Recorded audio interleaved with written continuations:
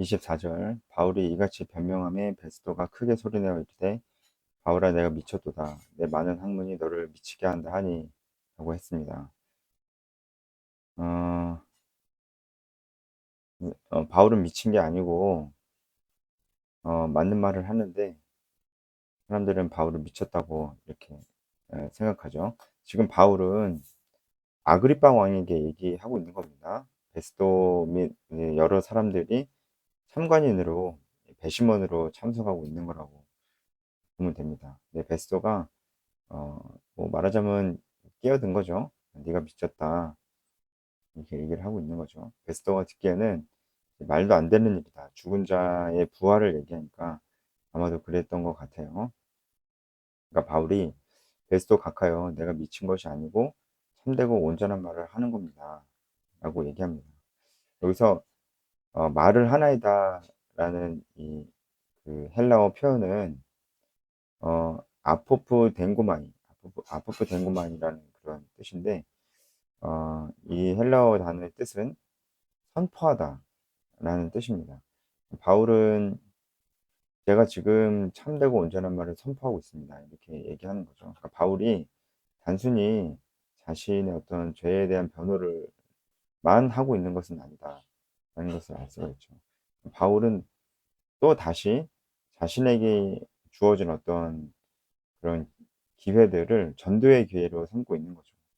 이거는 정말 바울이 평소에도 복음을 전할 수 있는 기회를 계속 찾아보고 그런 마음이 있었기 때문에 지금 이 기회가 복음을 전할 수 있는 기회다라고 분명히 인식을 했던 거예요. 제가 앞서서도 해설 때 많이 얘기했지만 마음이 있는 자에게는 기회가 보입니다. 바울은 정말 복음 전할 마음이 있었기 때문에 그 기회가 보였다라고 할 수 있습니다. 그래서 바울은 그냥 단순히 어, 변호의 말을 한 게 아니고 선포했다라는 표현을 25절에서 쓴 것이죠. 말을 하나에 듣는 선포했다라는 뜻입니다. 26절 왕께서는 이 일을 아시기로 내가 왕께 담대히 말하노니 이 일에 하나라도 아시지 못함이 없는 줄을 믿나이다. 이 일은 한쪽 구석에서 행한 것이 아닙니다. 라고 얘기합니다. 26절은 베스도 총독에게 하는 얘기입니다. 근데 26절이 왕께서는 이라고 시작하니까 마치 아그리파 왕한테 얘기하고 있다는 착각이 들게 한다는 말입니다. 어, 또 그런 생각 안 하면 그냥 베스도 총독에게 얘기하고 있는 것이다. 이렇게 볼 수도 있는데요. 어쨌든 헷갈리실 수도 있으니까 말씀을 드리면 베스도에게 계속 얘기하고 있는 거예요. 베스도에게 뭐라고 얘기하냐면 왕께서는 이 일을 아시기로라고. 여기서 왕은 베스도를 얘기하는 게 아니죠.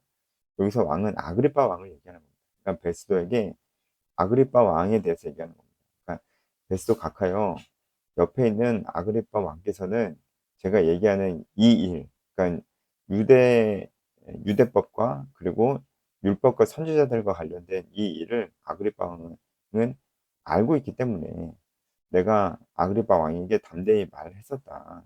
지금까지 말한 것이다. 어, 그리고 아그리파 왕은 이 일에 하나라도 어, 알지 못하는 게 없을 것이다. 왜냐하면 이 일은 예수께서 활동하시고 죽으시고 부활하신 이 일이 몰래 일어난 일이 아니고 모든 사람이 알 수 있게끔 일어났기 때문이다. 그러니까 아그리파 왕도 제가 무슨 말하고 있는지 알고 있을 겁니다. 제가 미친 게 아닙니다. 아그리파 왕도 알고 있습니다. 라고 이렇게 얘기를 하는 거죠. 그 다음에 27절에 이제 아그리파 왕에게 얘기를 하는 거죠. 아그리파 왕이여 선지자를 믿으시나이까? 라고 얘기했는데 이 질문은 아그리파 왕에게는 굉장히 곤란한 질문이었습니다. 왜냐하면 선지자를 믿는다라고 얘기하면은 지금까지 바울이 실제로 율법과 선지자, 그러니까 구약 전체의 내용에 의거해서 얘기를 했기 때문에 22절에도 선지자들과 모세가 되리라고 한 것이 이루어진 것이다 이렇게 얘기를 하잖아요.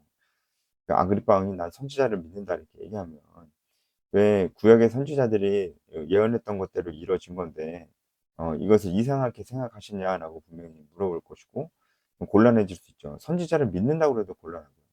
아그리파 왕이 난 선지자를 믿지 않는다라고 해도 곤란합니다. 왜냐면은 아그리파 왕은 유대 성전의 보호자였고, 그리고 대제사장을 임명하는 권한을 가진 그런 사람이었거든요. 그런 사람이 선지자를 모르면 어떡해요.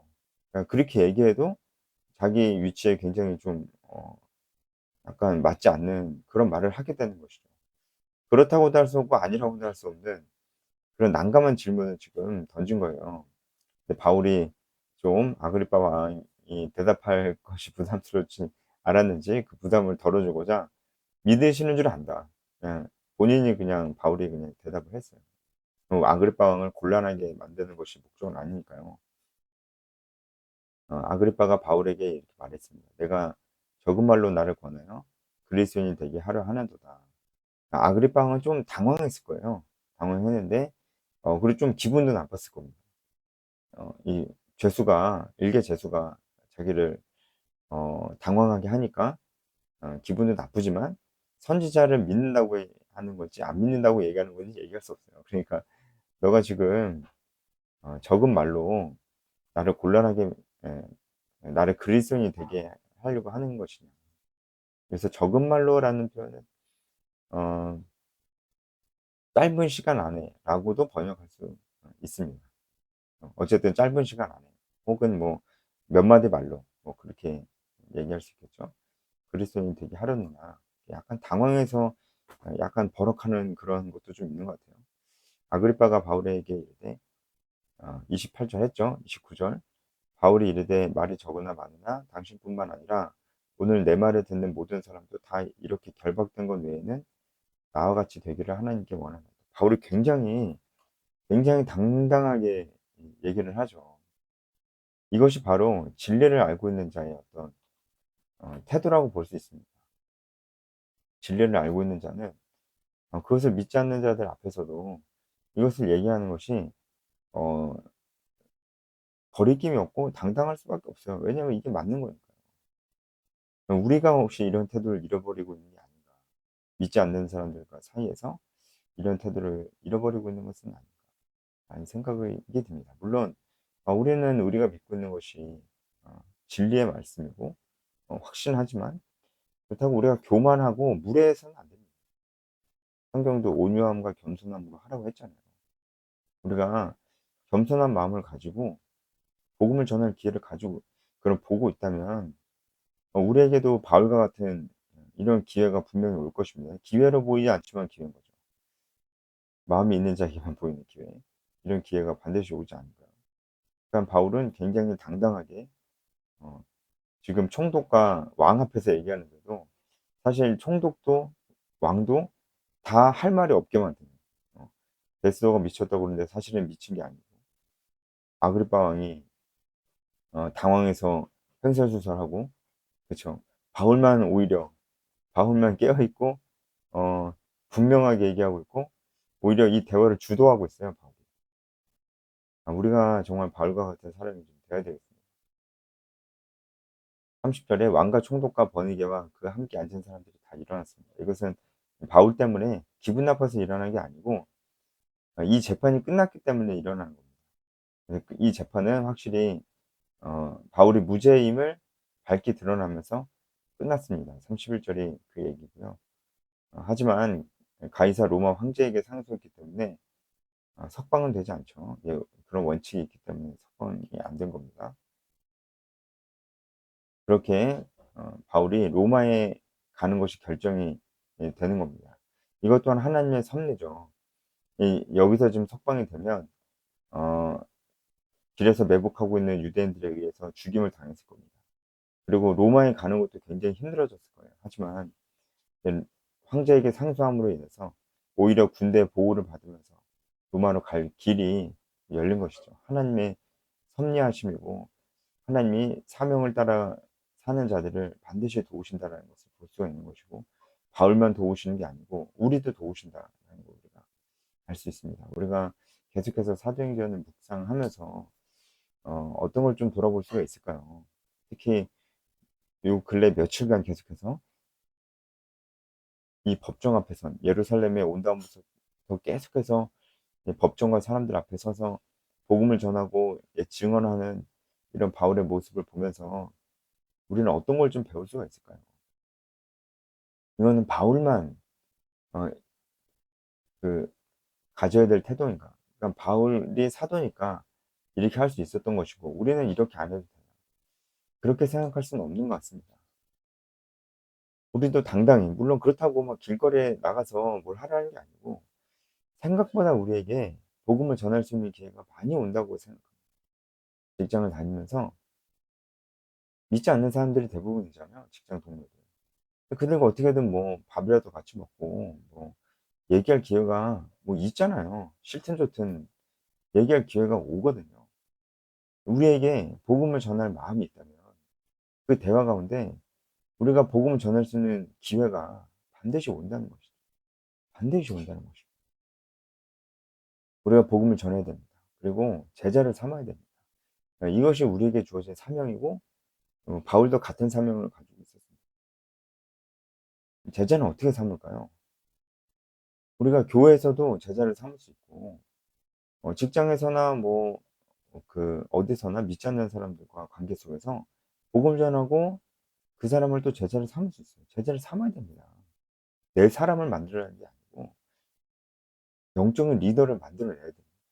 나도 영적인 리더가 되고 영적인 리더가 되게끔 해야 됩니다. 이것이 우리의 사명이거든요. 예배에 열심히 참석하는 것이 우리의 사명이 아닙니다. 그건 정말로 그것은 우리의 사명이 아닙니다.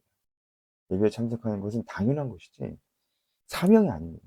마치 숨 쉬는 것은 당연한 것이지만 나는 숨쉬기 위해 살아간다. 이렇게 얘기할 수 없는 것과 마찬가지죠. 우리에겐 사명이 있습니다. 바울이 그 사명을 향해 쫓아가고 있는 그런 모습들을 우리에게 계속해서 보여주는 게 어떤 생각이 듭니까? 어떤 생각이 듭니까? 저는 이 말씀을 묵상하면서도 깨어있는 여러분들 마음속에 성령께서 계속해서 어, 우리의 행동을 촉구하는 메시지를 주시고 계시다. 이렇게 생각하고요. 혼자서는 안 됩니다. 복음을 전하는 이 삶, 그리고 제자를 삼는 삶이 정말 쉽지만 또 어려운데, 어렵다면 그 이유는 주변에 그렇게 살고 있는 사람이 없기 때문에 혼자서는 안 됩니다. 그래서 모여야 되거든요. 하여튼 어려운 거는 다 모여서 해야 잘 됩니다. 뭐 영어 공부나 운동이나 어려운 거는 사람들이 다 모여서 하잖아요. 그래서 우리가 모이기를 힘쓰는 사람이 돼야 됩니다. 그래서 CCC에서는 캠퍼스에서는 이제 CCC로 이제 모이고 또 제가 직장인 크리스찬들 특히 이제 젊은 세대 2030 세대 그 직장인 크리스찬들 모으고 있습니다. 왜냐면은 사실은 캠퍼스만큼 복음을 전할 수 있는 좋은 기회가 이 청년 직장인들이 직장에서 그런 기회가 반드시 있습니다. 반드시. 그리고 또 코로나 이후에 그전에도 비슷했지만 점점 더 힘들어지고 있는 청년 세대들의 신앙생활 이런 것들 생각했을 때 우리에게 정말 공동체가 필요합니다. 우린 모여야 됩니다. 모이기를 힘쓰는 사람이 되어야 됩니다. 그래서 바울과 같이 이 마음을 가지고 우리도 실제로 이러한 삶을 살아내야 됩니다. 우리는 할 수 있습니다. 만약에 우리가 그런 삶을 살아낸다면 바울에게 일어났던 모든 일들이 일어날 거예요. 뭐 병든 자가 낫고 그런 기적적인 일 말하는 게 아니고요. 실제로 주위의 사람들이 변하는 거예요. 변하는 거예요. 예수를 믿고 그 사회의 문화가 바뀌고 도시 전체가 바뀌는 이런 일들이 반드시 일어나리라 믿습니다. 그래서 제가 지금 청크모어라는 이름으로 매달 첫 주에 이렇게 청년들과 함께 모이고 있습니다. CCC 모임이 아니고요.